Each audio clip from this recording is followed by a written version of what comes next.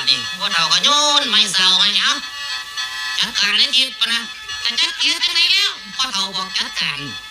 ยืนมาไม่เศร้าอยู่นั่นเท่าบาดเอาวันนี้พ่อเฒ่าก็นั่งก้อนมันดีจังไหนของมันบาดอยู่เลยถ้าลูกเคยก็ว่าเฮ็ดแล้วบาดนี่ที่ทักที่เดียวพวกนางพวกกลางเดียวพ่อเฒ่าแล้วนั่นบอกเฮ็ดเนาะที่เฮ็ดหยังกันนั่นบอกคักไว้ปะนะเดี๋ยวนาพ่อเฒ่าเราก็แล้วพ่อเฒ่าก็เดี๋ยวมันก็กันเนี่ยเอาบาดนี่กองเลยทิศปะนะนี่ยังอยู่นี่มาสิแล้วแบบนี้กันมันยืนบางยุ่งสิกองบอกว่าโอ้ยกองมันสิแล้วสมบัตินี้โอ้ยมันว่ามันเมียนกองเพี้ยนเนาะมันให้กองครั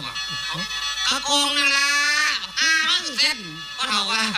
มาแล้วลูกเอ้ยจะเทียนเอาเทียนหนังบาดอยู่กันกองนี่ว่าแบบนี่มากองดักได้ว่าเท่าวันโอ้ปากกามันเลยนั่น